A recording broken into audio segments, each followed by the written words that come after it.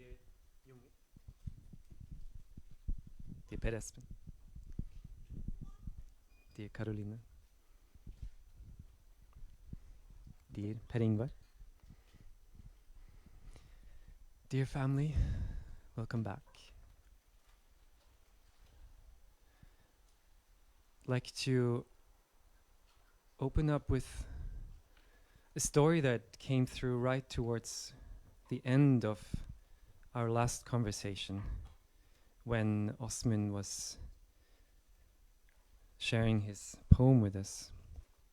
And I believe I will actually read it one more time in Norwegian.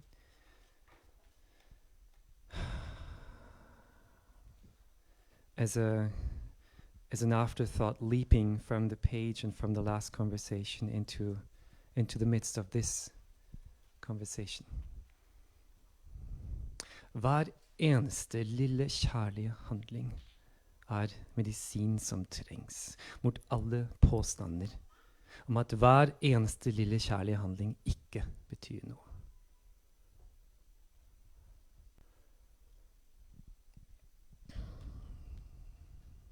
About 10 years ago, when I was working on this Ph.D. in philosophy, looking into salmon and our relation with salmon, I visited the Olympic Peninsula on Turtle Island,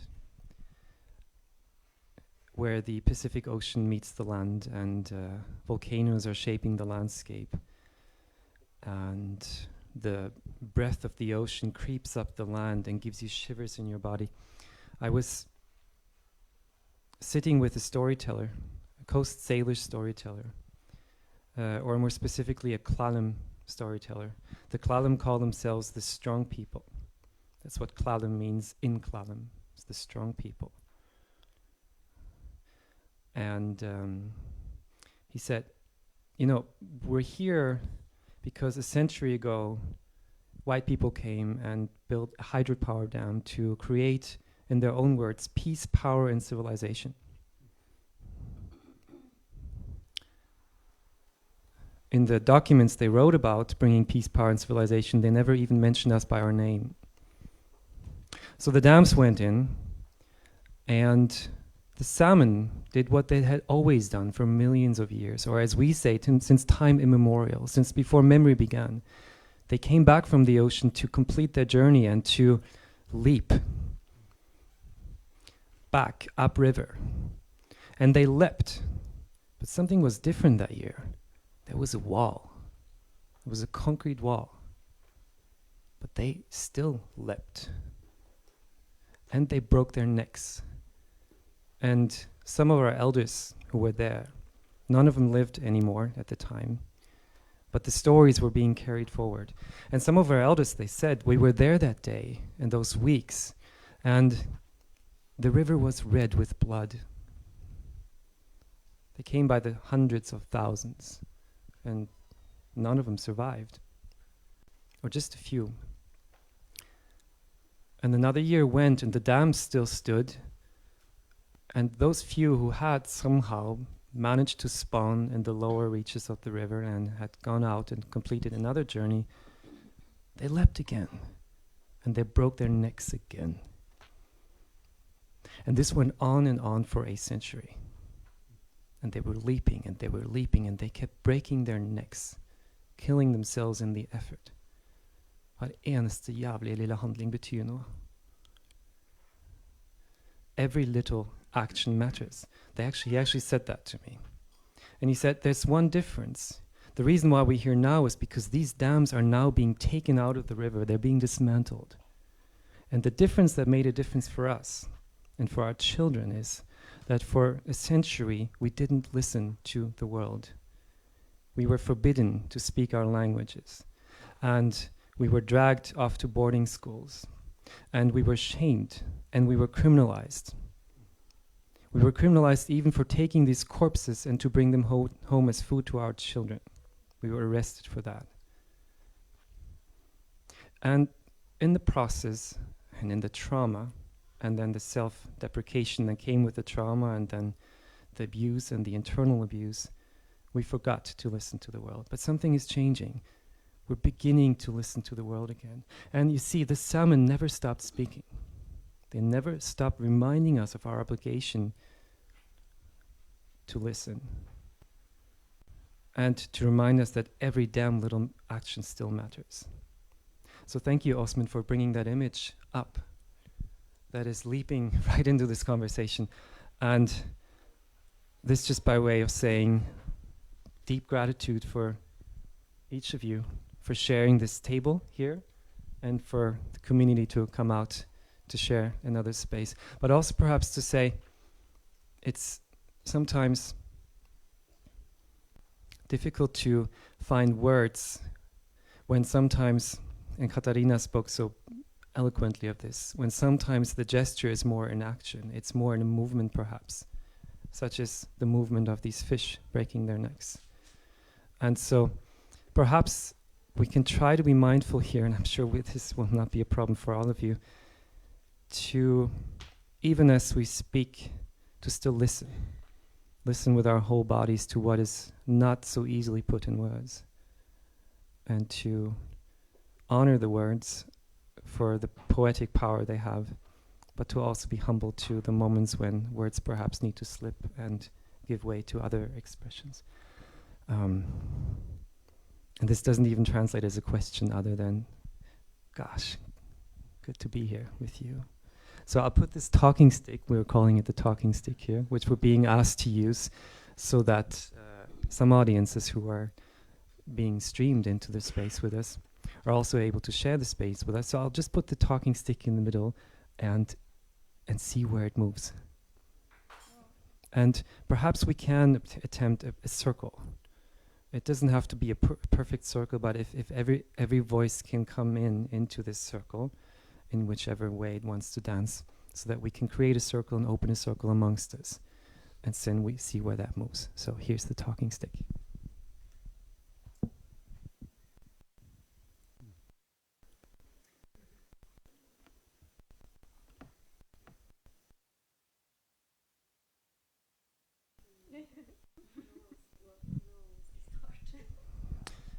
It's very fine. What is it to listen to the world today, here? Just that. Please. Yes. Yes. Unan gardeninka Brita Elin, Karashwas Ere. My name is Elin Kåven. My Sámi name is Gardeninka Brita Elin, so you can call me that. Yeah, but I am a Sámi artist and yoiker and songwriter. And I didn't connect with my Sámi heritage until I was an adult. Even though I lived in the Sámi village of Karasjoka, which is in the middle of the tundra, I have never felt like I had actually understood what it meant to be indigenous and what it meant to be Sámi and what the yoik actually was. So it's been very difficult for me to understand this, and of course for everyone else also to understand that how can it be that I don't have that connection with my own blood, because I have my Sámi identity, but then there's another question: are you a bearer of your culture? Are you actually honoring your indigenous roots? So for me, that has been my life path, to understand that to have Sámi blood and have your Sámi identity isn't the same as being a culture bearer today in today's society. And that is, of course, because we have colonization that has resulted in so many Sámis not knowing their own culture. They don't know about them being Sámi even. So it's a very complicated question in many ways. Yeah, so yeah, so I just want to start with that. I'm yes.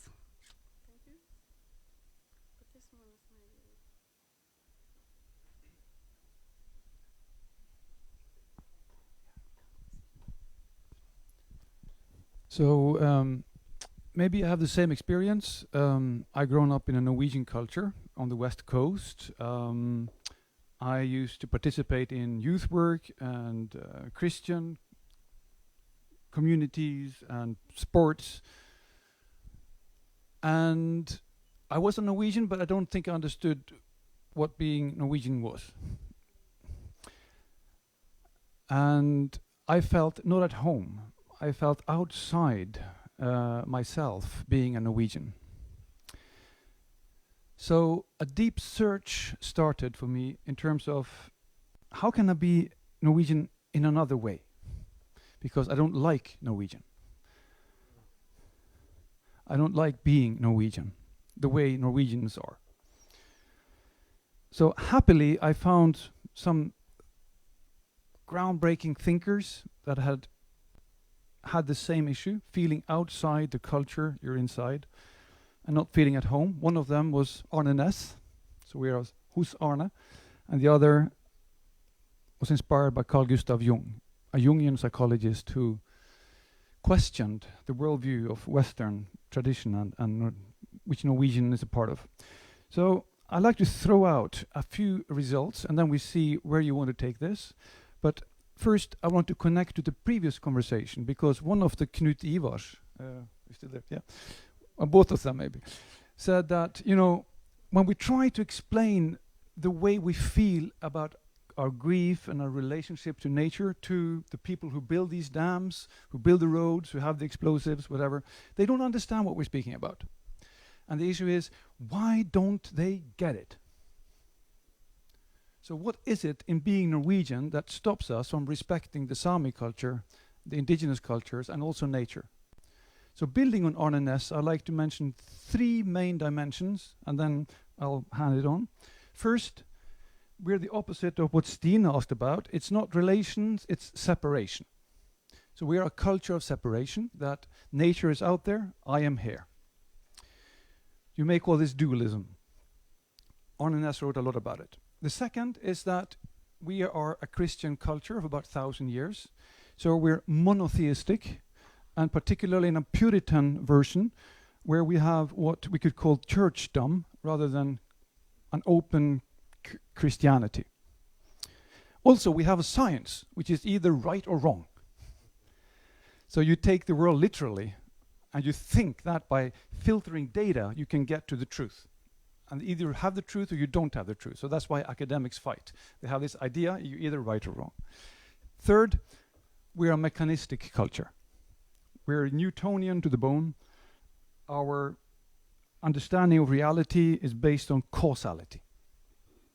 So in this way, it's no strange issue that when a culture is animistic, polytheistic, or mythopoetic, we don't get it. Because these things, that the world is alive, that the river speaks, that the salmon feels, that the bird is in a relationship, it has its soul, that the tree has a soul. These things are difficult for Norwegians like me to accept before I became a non-Norwegian in Norway.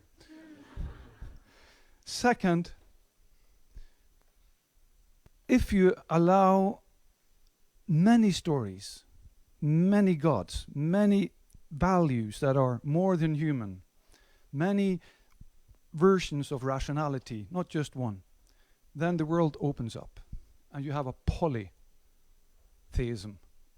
Not necessarily religious, but a sense of the sacred in everything, and which speaks with many voices.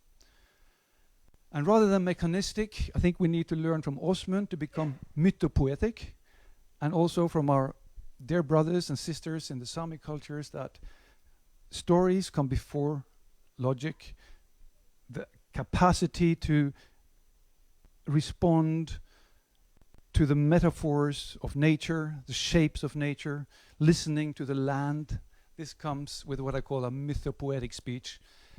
And this is again no strange thing to Arne Næss in his maybe most powerful book, where he speaks about the mountain Hallingskarvet.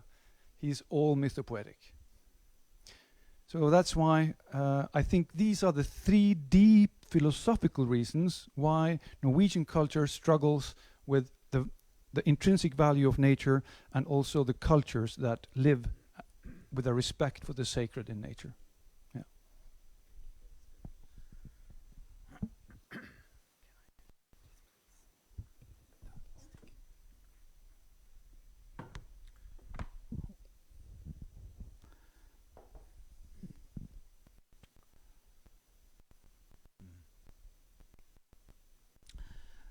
I think this is a really historic time, and it's a historic moment for me to be able here to share the table with Elin and Jungle. It's a great honor to have you here. And actually, I must say I've been waiting for this moment, I think, since I was a kid, because I always felt, and we heard it also in the Lavo today, that there is some kind of connection. I have felt a deep connection to the Sámi, but I haven't really had a chance to get access to it, because I think there was, with very right, there was a skeptical for us ethnic Norwegians to come and what are you coming with, all the bad things you've done. At the same time, I don't feel at home, like Per Espen is saying, in that kind of Norwegian society, which is both the church and the state and all that has done that atrocities and incredible violence onto the Sámi culture, and that it's such a terrible thing. I feel so bad on this. I feel really deeply ashamed, but at the same time, it's not me, like we talked about earlier. It's not me. I've always felt a deep sense of relationship and kinship with that angle. And it came from where I was a child, because I had a 2-year older brother, and he was an old indigenous soul in a small, young Norwegian boy. And he had read everything about the Native American, he read everything about the Sámi, and he was very much indigenous in his ways of living. And that world, when I followed him, because I followed him everywhere. When I was 2 years old, I just followed him everywhere because always something great happening. And when we came, he had read this, that we came to a creek. We should give a gift to the creek and ask for permission to pass it. So everyone there lined up, everybody, girls and boys, all lined up and give some, acorn or something, and then we could pass it. And then when we were to have a camp, we were to find the oldest tree, and we were asked for permission to camp. So he went up there and he held the tree trunk and he said something. But this one time he told me, I was about 5 years old, and he told me to go up to the tree trunk and ask for permission to hold a camp. And I went up to the tree trunk and I hold my hand onto the trunk. And I was wondering, what am I doing now? Because I didn't know what he said actually. And I just sort of looked at the tree with a kind of curiosity. And at that moment, I could feel an intense warmth and heat in my hand. And the hand, it struck me, so I kind of stumbled back a little bit. And then, for the first time in my life, I could see the tree move towards me. And it was almost like its big, huge branches come and took me in and said, "Thank you for asking and welcome." And I ran up to my brother and I said, we're allowed to go there, and we can camp and so on. And he was like totally, of course, if you ask in the right way, you will get a permission. Yeah, right.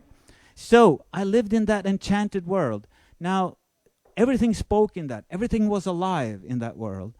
And it was disenchanted. It was killed off when I started school, actually.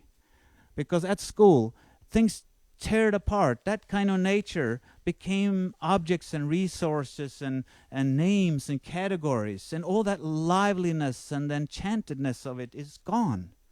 And I felt a kind of loss in that. And myself, the community of those kids running around there in the forest, we felt kind of like a kinship, a greater family in the greater community of all beings. Actually, it was like that. And when I come to school, it was like bang, bang, you know, get your ego in gear so that you can, you know, compete. And so in a way, I started to feel very disenchanted with that. And then when I was 18, I went to the States in 1985, and I was searching back to the indigenous roots.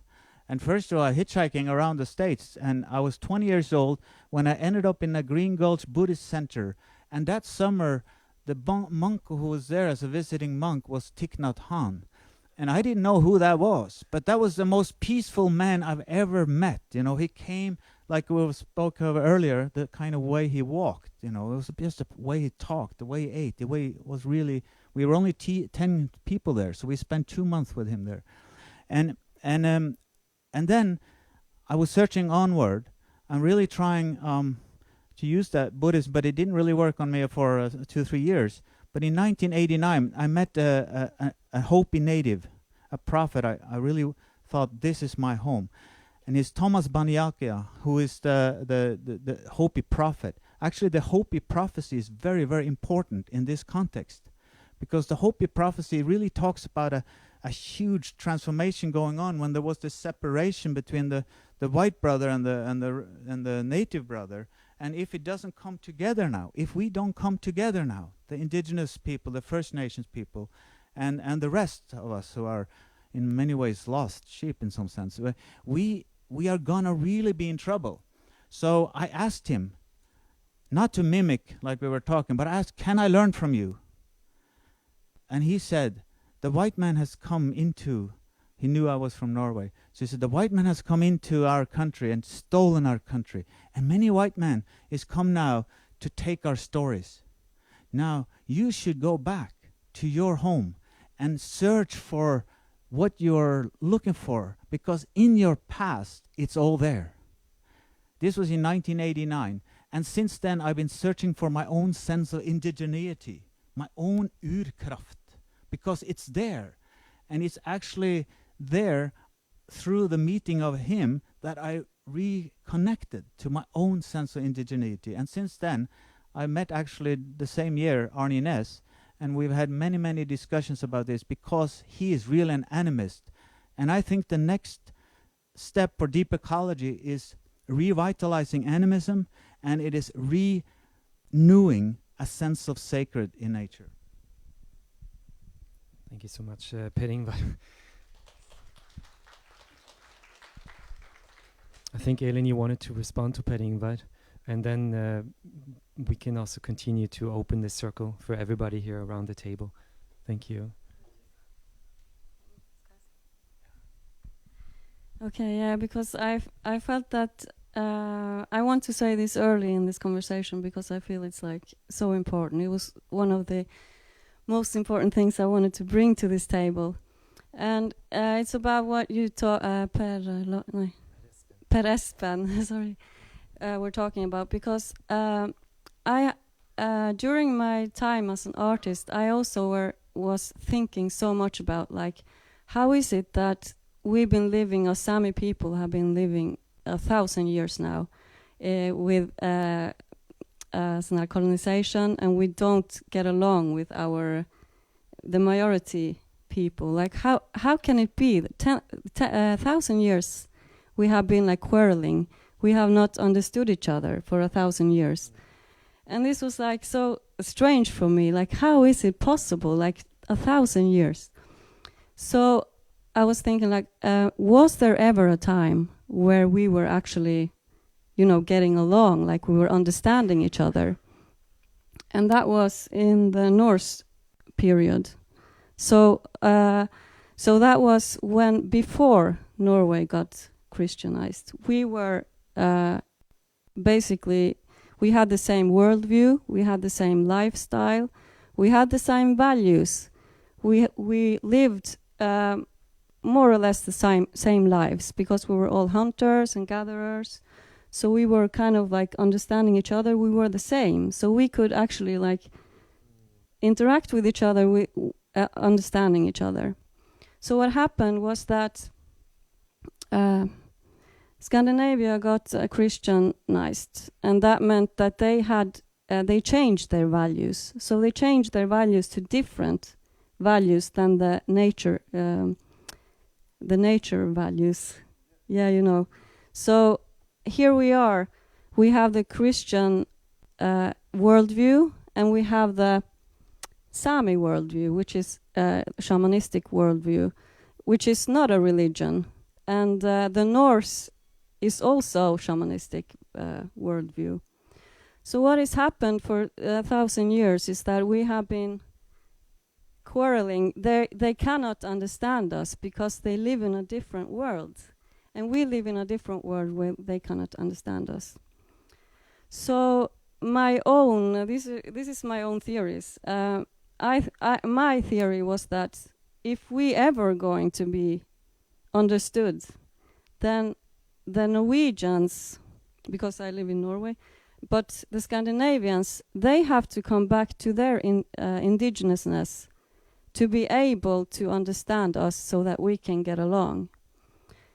And that is why we want to teach about the yoiking to people. Like this is, we want to teach about our culture so that the Norwegians or the Scandinavians can find their indigenousness. Because if you think about it, the Christianity, you know, it kind of like was the death to the Norse tradition. And because the Christianity didn't come to up north to us Samis as early, it hasn't been Christianized as long as the Nordic countries have. So that means when Norway, Sweden and Finland and the Scandinavia stopped being as Christian, they became atheists. So they're not so spiritual anymore. So that means that they could accept our culture more, the Sámi culture, because they didn't have this spirituality anymore. Yeah, that's what I think. But then, when you think about it, who are actually the victims here? You know that the victims are the ones who, when you're a victim, you will do the same thing to your next one. So the victims are actually our colonizers are victims because they have lost the whole Norse tradition, or lost. The Norse tradition is today only for specifically interested people who like to dress up as Vikings sometimes. You know, we have festivals where you go and dress up like Vikings, and then you have the games and so.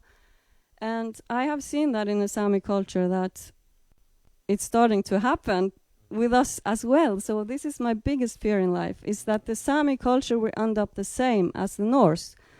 And the only way for this not to happen is to actually preserve the lifestyle so that we're not living our colonizers' lives, and then in the free spare time we're Sámi people.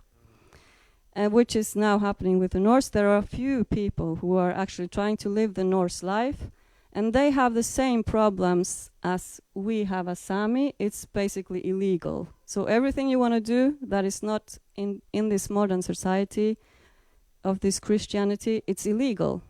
You cannot fish, you cannot hunt, you cannot have just a few sheep or reindeer or whatever you want. It's like you cannot sleep. Who was talking about sleeping outdoors? You can't do that. It's like, yeah. Yes, thank you. Thank you so much, Elin. It's a moment.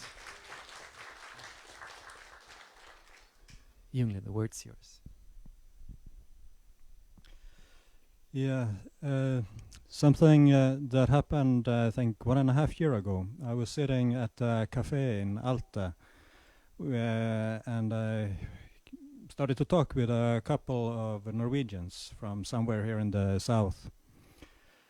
And when they realized I was Sámi, they said that it's so good nowadays that the Sámi culture have been accepted, have reached a higher status, that now It's not like it used to be in the old days that Sámi, the situation for Samis were not good because it was oppression and it was a lot of racism and so on. And now it's now you hear Sámi music on the radio and you see people on the news with Sámi clothing and so. And it took me a while to find any words to comment on this, and then I said that the situation have never been as bad as it is now. It have been worse day by day, hour by hour, since the colonization started. Because all of these things that they were mentioning, they have very little value in themselves. Because our culture and our existence as a people, it is basically based on one thing. It is the nature, it is our land. Because everything in our culture is tied to the land and our interaction with the land. Because it is this about indigenous or not non-indigenous view on the world. It's the Christian view or the shamanic view. That the shamanic view, you're part of nature. The Christian view is that nature is there for you. And just this clothing that we're having, this Sámi clothing in itself is a very shamanic symbol, because the reason, well, what most people know is that it tells the region within Sápmi that we're from.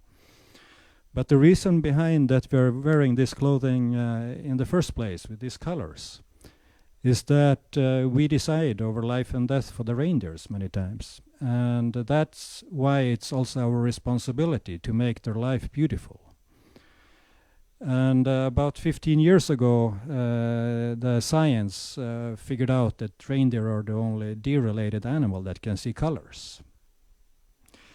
So, but apparently our ancestors knew that a long time before that, so that was not news to us. And everything within our culture, like for example this clothing, they don't have a value without the context. The context is the function it has for the nature, for the reindeers. And nowadays it's not so common that that Samis, that reindeer herders, are using this kind of traditional clothing when they go out and do their everyday work with reindeers. But where I'm from, it is like that. I'm from probably one of the most, or maybe even the most remote and isolated districts in all of Sápmi, with no roads. And there, this is the normal way that you go to work. And why we have preserved these traditions stronger than other places in Sápmi, I think is directly related to this fact that we are most remote. There is no road to get to us.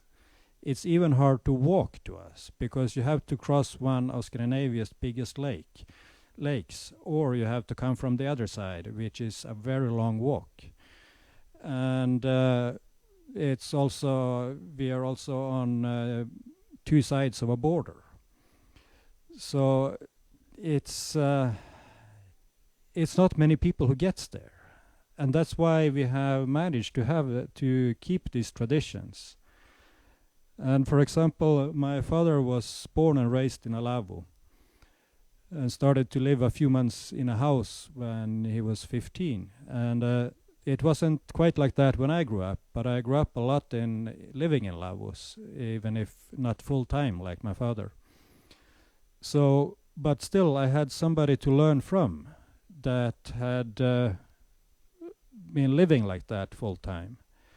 So it was no longer something, for me it wasn't something I had to read about. And all of these things is what makes up the Sámi culture.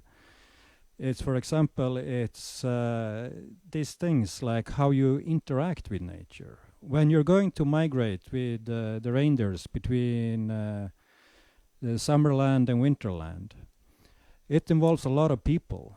So there is could be a lot of things to coordinate people amongst people, like what is a good day to do this. But that's not how it's done, because what decides is the nature. Because a lot of things has to coincide. The wind has to come from the right direction. The snow has to have a specific texture and quality. We have over 100 words for snow. Yeah, it's all of these things that has to align. And when they do, then we move. And so that decision is based on the knowledge how to read the signs in the nature, telling you that now is the time. And everything you do, like for example, when you slaughter a reindeer, like what I learned from my grandfather was one very important thing is never apologize. Because apologize, that's something you do if you commit a mistake, if you do something that should not have been done. So if you do, it means that the reindeer have done for a mistake. And a reindeer should be honored, and no reindeer should die from a mistake. And all of these things that makes up our culture, it has to do with how we interact with the land. And for every day and every hour now, the nature is becoming smaller and smaller. Because it's very hard to unbuild a road that is already built. And I don't see any roads getting unbuilt, but I see roads getting built all the time. And new housing projects, and new ski resorts, and mines, and now what is the major issue is these wind parks that have been talked about before. That all of these things destroys our way of living, our way of interacting with the land. For example, on the Swedish side, it was recently this mine, Galluk, it finally was decided that it's going to happen. I and many people thought it wasn't going to happen because it has been delayed many years due to demonstrations. Okay, but it will happen, so how can it happen? Well, it's because the mining company will pay for the extra costs for the reindeer herders to move the reindeers with trailers around the mine, because you cannot migrate naturally. So the result is that the reindeer herders will not lose their job, and they will not suffer economic loss, but something else is lost.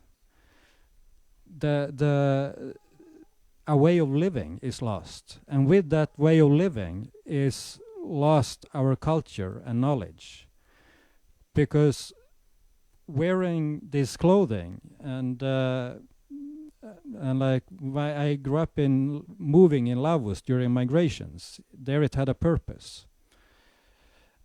So all of these things, when they lose their purpose, then it's not really there anymore. And what's happening now, it's like it's a bit ironical that here we are celebrating that the salmon is coming again to the river, which I'm very happy to hear. But up north, the opposite is happening, that the salmon rivers are dying.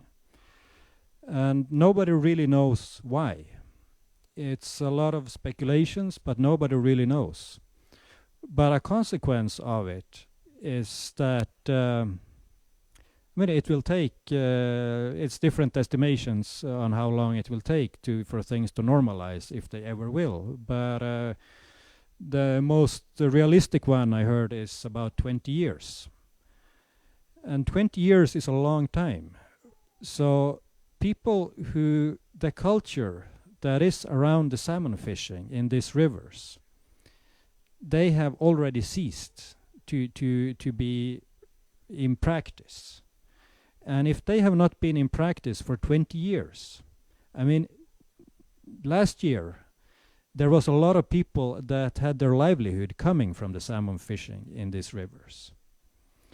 By now they are starting to find other ways of living. They are moving to cities, or they manage to get some sort of government welfare, or they find different options. So 20 years from now, who is there to continue this tradition?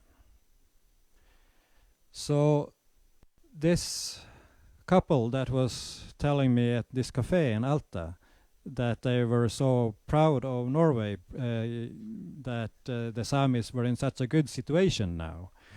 To me, that was an absurd statement.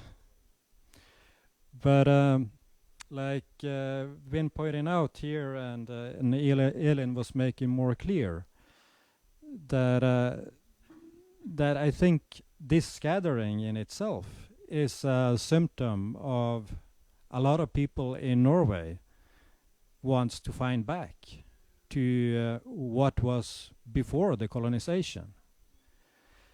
And this is very uplifting, and within Sápmi this is a problem that is happening too, because with so many traditions lost, I mean, most people today my age or younger that have grown up in reindeer herding families, they have not learned these things that I have, because they have not grown up in a district without roads that is very remote.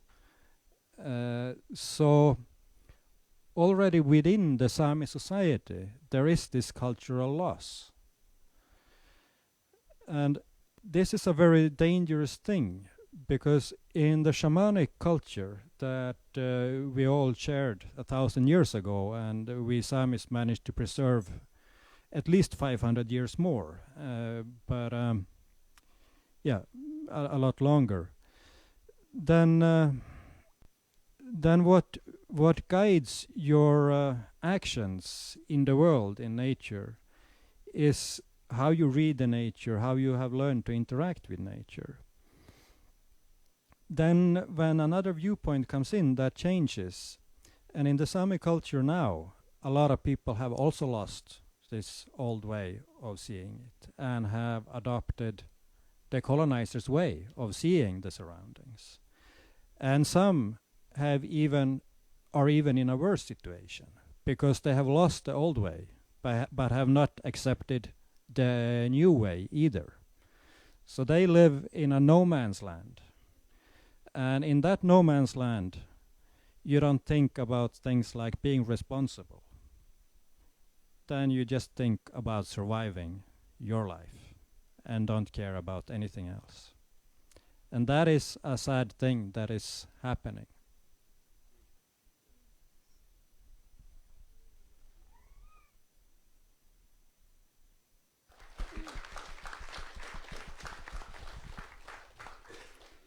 Thank you, everyone.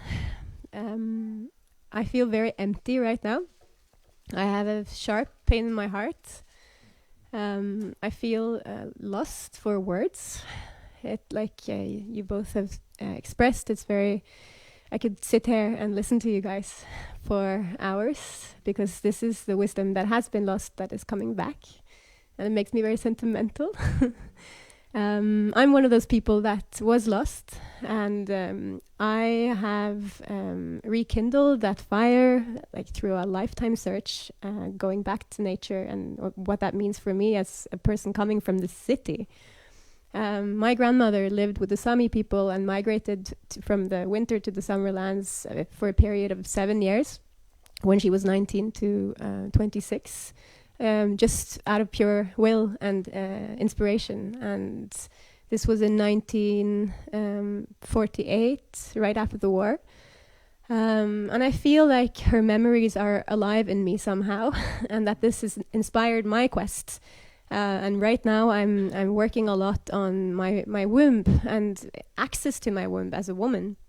And when I was walking, this might stir some sentiments in people here in the audience, but I was walking across the Vidde this summer from Lakselv to Alta, and I was free bleeding the whole way. I was letting my blood fall to the earth, because there was a really deep feeling inside that of how important it is to circulate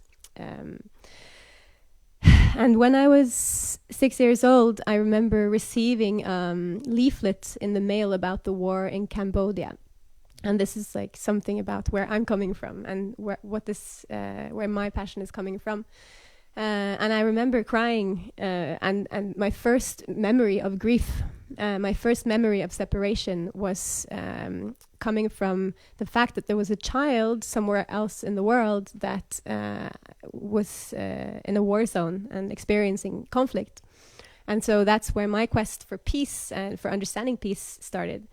And that led me to working for the Norwegian Foreign Ministry, working with peace processes in Colombia and Afghanistan, and traveling the world, learning mediation, learning the art of mediation, and in the end understanding that I need to know peace in order to make peace.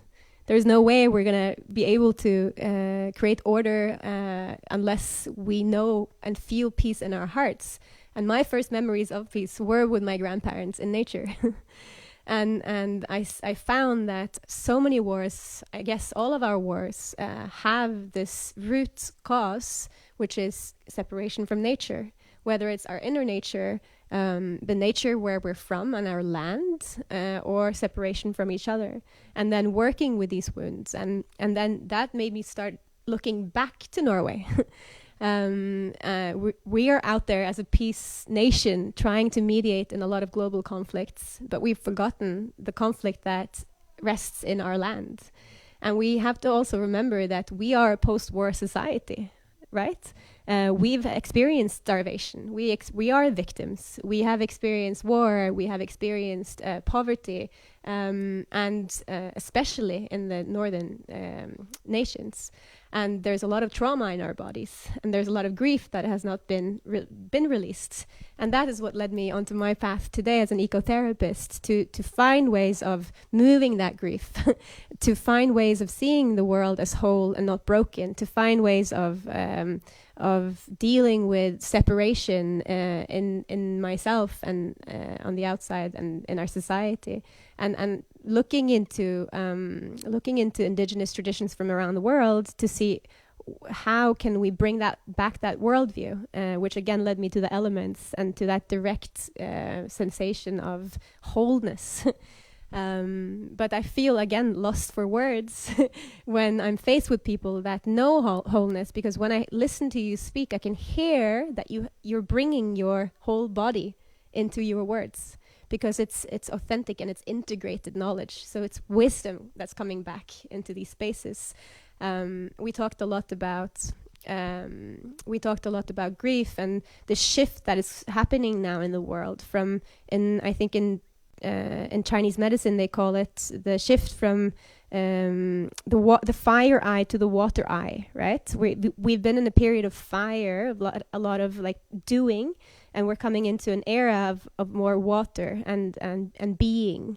And we have this wisdom in our country.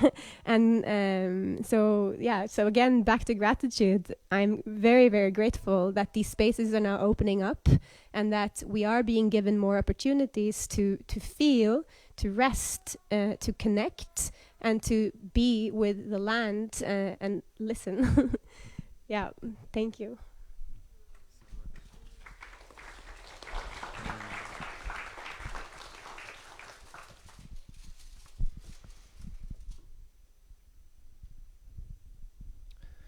Thank you so much.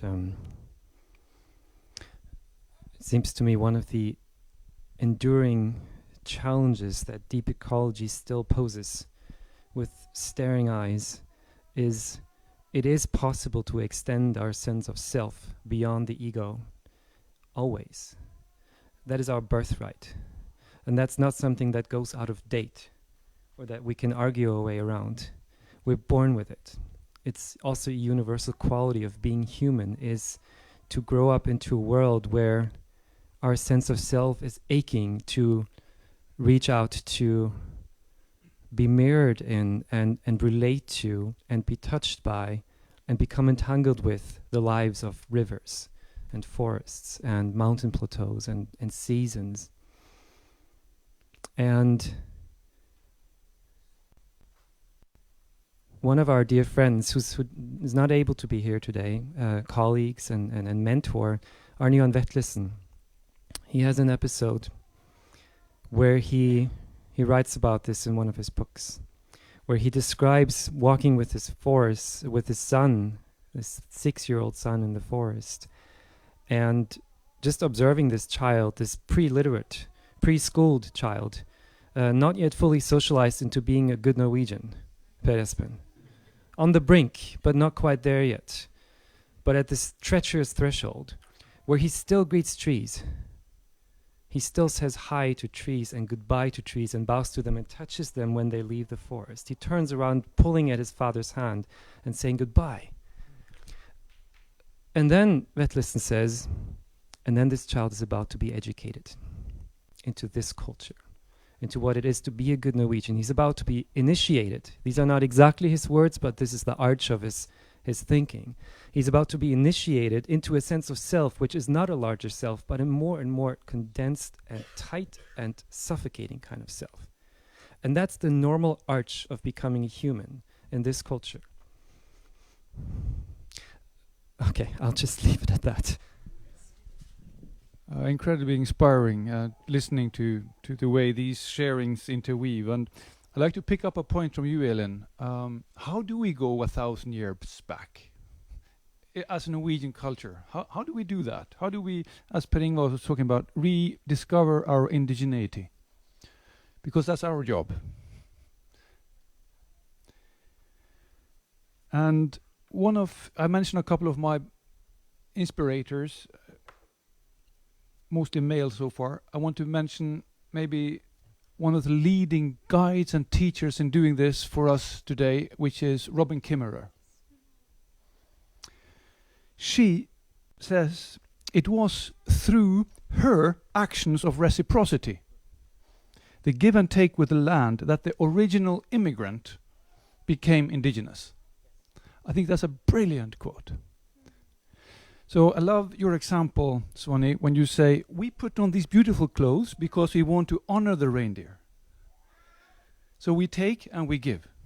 That reciprocity. Yeah. So how do we do that in Oslo? In Nordmarka? At the ski resort? How do we do that in our homes? You'll get it, my dear friend. So she also says, which I like to dwell on, becoming indigenous to a place means living as if taking care of the land mattered.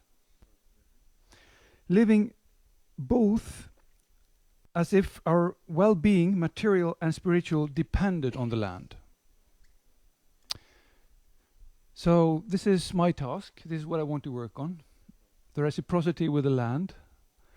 And also I want to quote finally before I go, a psychologist came to the Blackfoot Indians because there was a lot of alcoholism, abuse in the families and children who were not cared for, so they needed therapy, the psychologist thinks. These people have problems with their identity, so they need to kind of work on themselves. And then a Blackfoot elder stood up and said, "Look, Mr. Psychologist, I'll tell you what identity is. That is when you care for the land and the land cares for you. That is identity. Indigenous identity."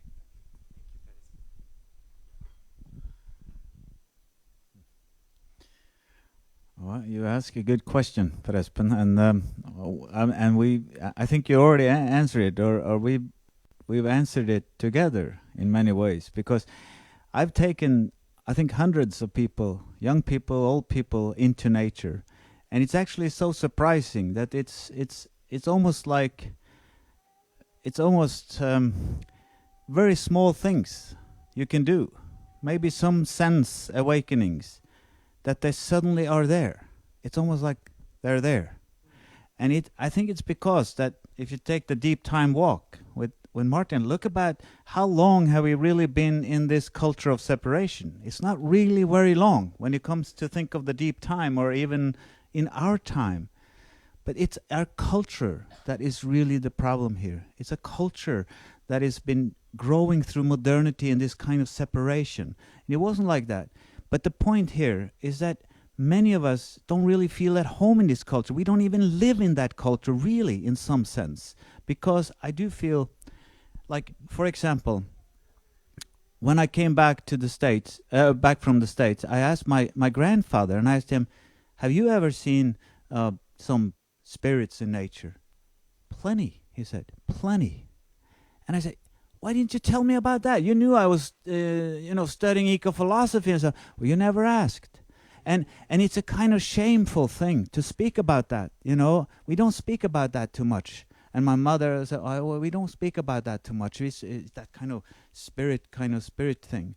And my grandfather, I had 1 year with him before he died, and he just poured out with many spirits. So in the sense that I think it's been here all along, but it's in the underground. It's sort of people have had this. They've been speaking to these spirits in nature, in lakes, in the forest, in the mountains. Even Arne Næss spoke of the old Hallingskarv as his father. And I think that what we need to do now perhaps is to bring this from the underground into the open and start to speak more freely and openly about these are our relatives we're dealing with. These are our neighbors. These are really ourselves in some sense. They're spirits. And so back to the culture aspect, because we know that in the Sámi tradition, you actually incredibly sense of resistance and resilience managed to preserve these rituals, these ways of being. It's all unbroken in some ways, but you have fragments in many of our. So in a way, learning from you to reconnect to the life powers of this land, because you have it's a spiritual journey to reconnect to the life powers of this land. And this is not only for Norwegians, it's for anyone who is coming to this land. It's the land that is our common ground. It's nature that is our common ground. So you come from Germany, and you come here and you connect to this land much stronger than many Norwegians do in some ways. It's because, in this river, because it's a matter of opening up. It's a sense of connecting to those spirits in this land. But that is very precise, because in the mythology and in the folk culture, for example, the Huldra and the Nøkken and the Draugen, I come from Telemark, and those stories still live quite a bit today. But in a way, it's so precise. When I met with some of the Sámi tradition bearers, they're so precise how they describe those spirits and those forces, those life forces. So what they call gods in some ways, Saraka, Yuksaka, Uksaka, and all this is very precisely described, incredibly precise. And I'm thinking, I can learn from that, because I have shared this land, and I haven't picked up on those kinds of precisions in how you describe, how the gods describe these powers of nature. And that's really beautiful, and I think that helps us reconnect to also those forces and those powers that are there in the past, but they are here right now. Huldra is a force that is still here today. And it's just, you have to open the eyes and just sort of awaken. How does she come to you today? And I think this is what we can learn from the Sámi. They really have this so precise. It's incredibly to acknowledge that, and that helps us to see better. Thank you so much, Per Ingvar. Elin. Yeah, if you want, I can explain a little bit more about this. Well, first of all, I can say that about Saraka and Uksaka and all that. Jankel has a really good explanation of like how to, because we have the question, what does it mean to be indigenous? So do you want to do it?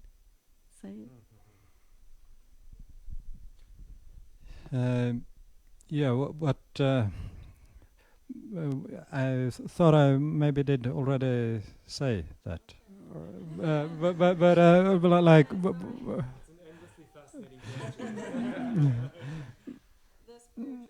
Yeah, but yeah, what it means to be indigenous, I think what it really boils down to is the spiritual connection to the land that you're living on. And another word for that is shamanism. So and this is the danger that I see now seemingly from within in the Sámi society, that we are on our way to cease to be indigenous. I mean, it took 1,000 years of colonization for Norway to get to where Norway is today. And we have about 400 or 500 years of colonization. So it's time to it's a very dangerous course that I see that we are on. But what to do about this, like a lot of it has to do with how you regard value on something. Like if you see a river, like what is the value of that river? Because how the colonizing society have viewed this is mainly that the river can be converted into electricity. That is the value of the river. Into an organic machine, it's called sometimes. Yes. And a mountain, for example, it can be converted into a wind park. So values have been measured in short-term economical winnings. So we would need collectively, everyone need to change like change the viewpoint of what is values. And it was said earlier here that these people that makes the decisions, politicians and corporate world and and so on, that they don't understand these things. They don't understand these kind of values. But I think that they are on their way to understand this. Just the fact that this gathering here now in Oslo is a proof that something is happening. Because I don't think this would have happened 20 years ago. 20 years ago, people in general were not so aware about this and did not really see the value in nature the way it is. That's something that has been emerging more and more. For example, a lot that have been said here today by many panelists would have sounded quite crazy 20 years ago to a lot of people. But now I think it's quite few people that think it sounds crazy. Most people can understand it. Most people can relate to it. So this is a positive direction of things. Something good is emerging. I just want to say before I forget about this, you said about the Sámi gods, Saraka and all of this. Sometimes I get the question that they ask me, Elin, do you believe in the old Sámi gods? And it's really difficult for me to answer this question because we are living in this society where we have the Christian worldview and I living in this more shamanic worldview. And the Sámi gods are actually not gods. They have written it down as if they were gods, but they are not. They are more like our friends, our neighbors, our alliances. So they are spirits. So what kind of gods do we have? We have the sun god, which is not a god, of course, but you understand what I mean. We have the sun spirit, we have the wind spirit, we have the water spirit, we have the hunter god. We have all of these. We have the female god, Saraka, and a lot of different spirits. And so if you were to ask me, like, do you believe in these gods? Then it's really like, what can I say? Because if I say no, that means that I would say, yes, every day I walk outside the door, but I don't believe that there's a sun in the sky. Every day I feel the wind, but no, I don't believe in the wind. So it's like, are you asking me if I believe if we humans need to go hunting to get food? Are you asking me if I believe in that the females are giving birth? Are you asking me if there is a sun, if I believe in the sun? Like, this is so strange. So the strange, but of course, if you look at it in the Christian perspective, then no, I don't believe in the gods like you believe in the Christian God, because the Christian God is different way of, those are gods in a different way. So the Sámi gods are our alliances and our friends and our spirits. And if you would ask me, do you believe that everything has a spirit? Then that makes sense. Because you can believe that there is no spirit in a tree, there is no spirit in the sun. And when something has a spirit, that means that you can communicate with it. So, yeah, that's what I wanted to say about that. Thank you.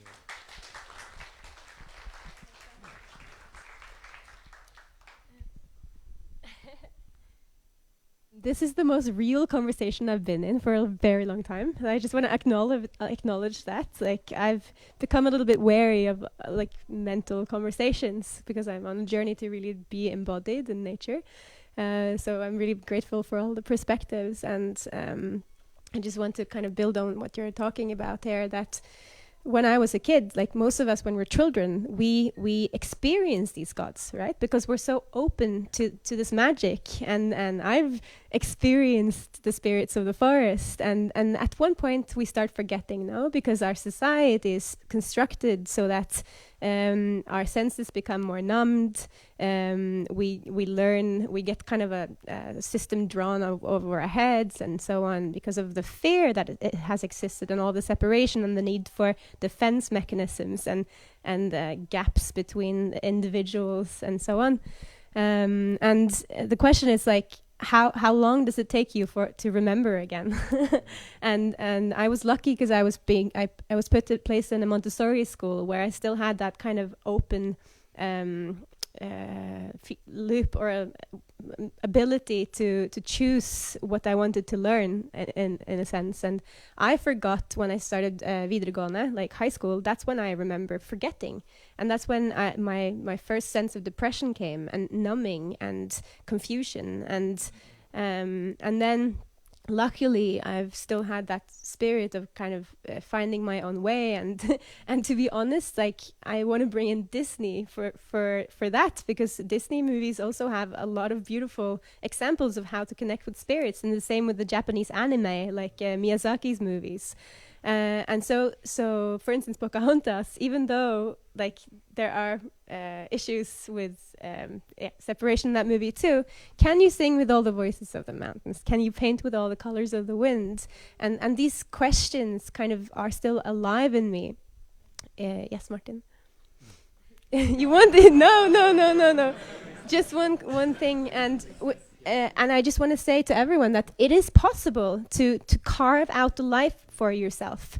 And this is life design in a way. We can carve out these lives where we are closer to nature.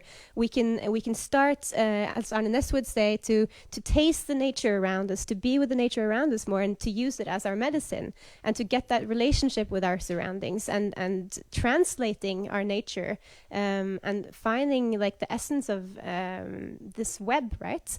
And it's possible, and that's what we're all doing now. Beautiful. So we have a problem of language. So they ask you, do you believe in this God? Do you not believe in it?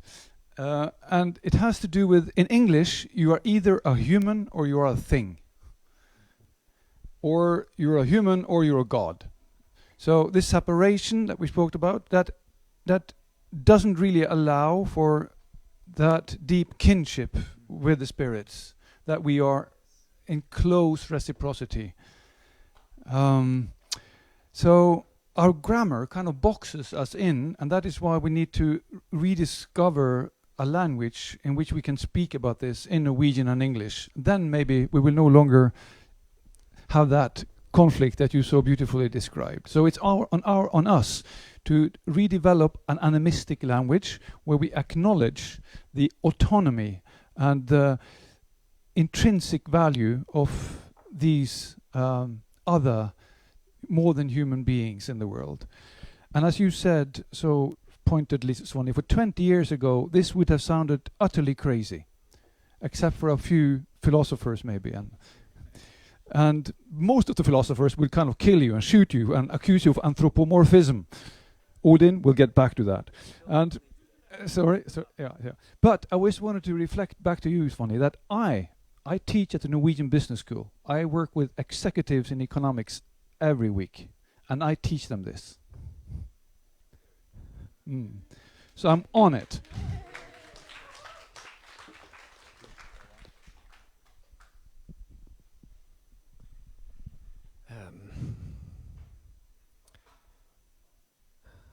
I think this forgetfulness that you so rightfully and importantly point out, Carolina, perhaps we can gather around agreeing that it's an active act of denial. It's not a natural course of development for the child to forget this animistic alertness and curiosity and experience, which is not a belief, but it's an experience in the body. And it's a knowledge that is fed by breathing and by feeling the warmth of sunlight on my skin, because these are living spirits. But it's a social act of denial and a cultural act of denial, and it's in that sense it's a violation of your development into a larger sense of self. And Paul Shepard would probably even go as far as to say we're being initiated into kind of cultural collective madness, which holds us captive, an immaturity, a cultural collective immaturity where we disallow ourselves collectively to mature into this sense of self. But there are ways of breaking through, and this is so important. And you're bringing up Robin Wall Kimmerer so importantly. She has this story in the beginning of Braiding Sweetgrass, which I'm sure many of you have read, the story of Sky Woman falling, and lots of heads nodding here. We don't have to go through the whole story, but it's a story of, it's one of the many variations of humans arriving quite late into the story of interbreathing and interliving. Often humans are the most recently arrived amongst their relatives, as such as in Sky Woman falling, and there's variations on the coast where humans are arriving late into the midst of river communities. But in Sky Woman falling, she falls and she clutches these seeds in her hands, right? And she falls onto the back of turtle, and she's naked and she's shivering and she's miserable and she could die. And then her relatives start diving to the ground, trying to get to the depth of the ocean, trying to scoop up some dirt which could be just smeared across the back of turtle, so that these seeds that she holds in her hand can be laid into the soil and sprout and give her food. And one after the other they dive and they die in the process. They sacrifice themselves, and it's too deep, it's too far. The sacrifice is ultimate. Many of these elders, they die in the process of trying to help the newly arrived. And towards the very end there's this one little wretched creature, muskrat, and everybody's saying, you're too weak, you can't do this. Whatever act you're going to do, Osmond, it's insignificant, it will not make a difference. And muskrat dives anyway, because there is no choice but to help. And muskrat is gone for a long time, and the bubbles start they disappear, and at some point muskrat bobs up to the surface dead, and with a cramping claw. And then gently, carefully, they ease open the claw, and there is some mud. And then they are able to spread the mud, and Sky Woman is able to scatter her seeds into the wind, and they fall, and they bring life. And it's a story of how do we arrive, is still one of the questions. How do we arrive in place? Whatever is our place. If our place is downtown Oslo, the economic center of Norway, this country which is saying it is our moral responsibility to protect salmon, and in the same breath, in the same document saying let's quintuple the output of biomass of these creatures in the cages to 5 million tons a year. That's one document claiming both. We're in the center of this power center. How do we arrive? And it seems to me that one of the many important ways that the story and so many stories are pointing to is we arrive because, first of all, we too have gifts to bring. What are our gifts? What do we bring? But importantly also, we are, if we ask, and if we really dare to ask, such as if we touch a tree and really endure the curiosity or even the confusion and the not knowing, we will be given back. And the others, the animals and places and weathers will come to our help. But it comes, again, like you're saying, values matter. It matters how we approach the other. If we approach the other as an object or as biomass, they will not be able to reciprocate. They will not be able to come, right? How do we land? How do we fall into this place? And this is one of the questions we're still asking here. And very specifically, we're asking this community in this river, in this city. But it's so relatable, I think, to whatever place we're from, right? Yes.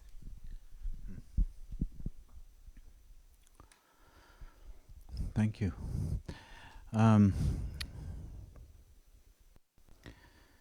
There's a Irish philosopher called Richard Kearney. He introduced this concept called anatheism, and he said something like, before the theism of the churchdom, which is the theism that is very dogmatic, it evoked an atheism that came into the 1800s. The atheism is just everything that is of God is just no longer. We live in a very secular society, mechanistic and secular society, and we don't need the gods. Now, he introduced what anatheism, meaning what comes after atheism? What comes after atheism? And he said, well, there's ana. Ana is the return back to the moment before you ended up with a dogmatic theism.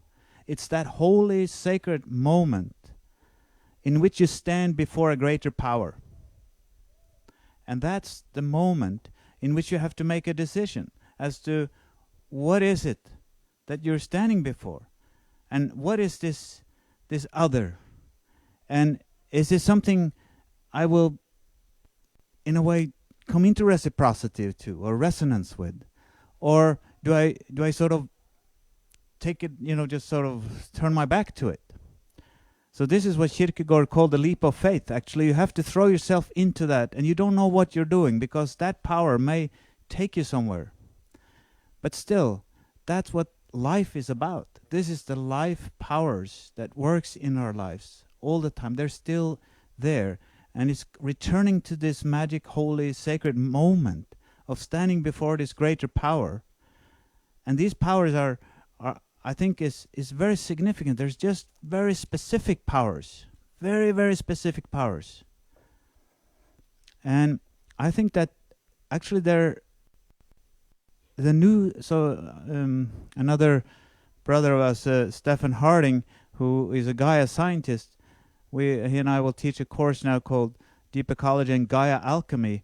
And what he's working on in the scientific is that this mythopoetic kind of way of seeing the world is not really unscientific in some sense, because the new science opens the door to how these powers are, in a way, he animates science in some sense, Stephen Harding does.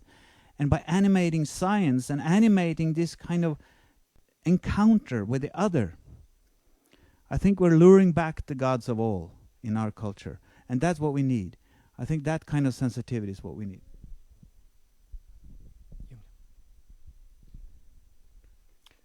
Yeah.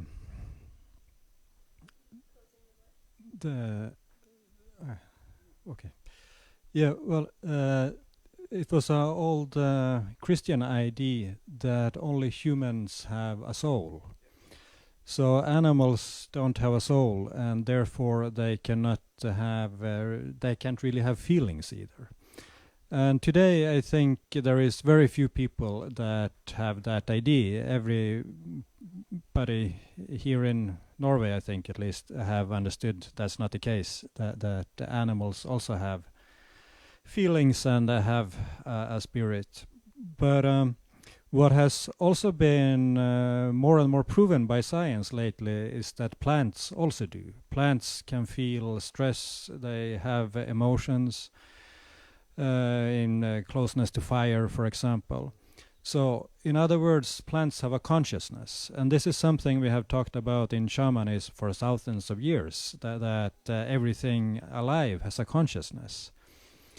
And not only plants, also minerals and forces of nature. For example, the wind. Like in my language, what is usually translated as the god of the wind is Bjegolmai. And I definitely believe in Bjegolmai. What that means, I would say, is that to acknowledge that the wind is not just a random happening from physical coincidences, like a butterfly flaps its wings in Tokyo and it rains on the other side of the world. It's more to it. The wind has an intelligence. The wind has a consciousness. So the wind is not just a random mechanical happening. There is this intelligence, and this you find in the wind, in the thunder, in the rivers, in the lakes, in the sea. They speak. There is this consciousness, and our what we call gods is our name of this consciousness. And to acknowledge this this consciousness, and this is about how we change how we look at our surroundings. Because if you look at a mountain as a living being that is older and wiser than us, that makes a big difference if you are the one that's going to make a decisions about whether to destroy it or not for gaining a short-term profit.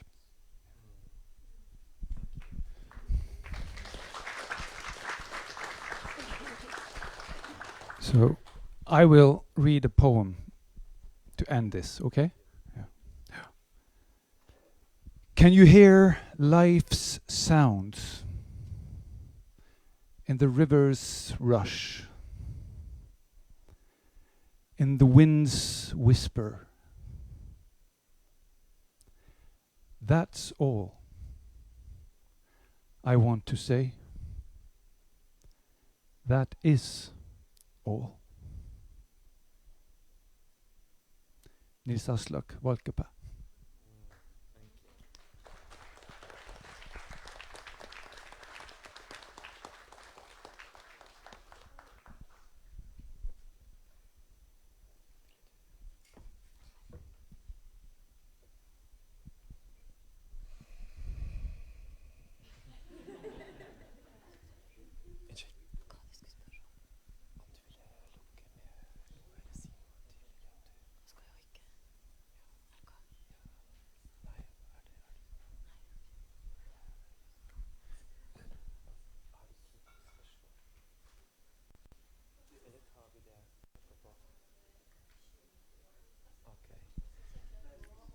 Yes. Right. Okay.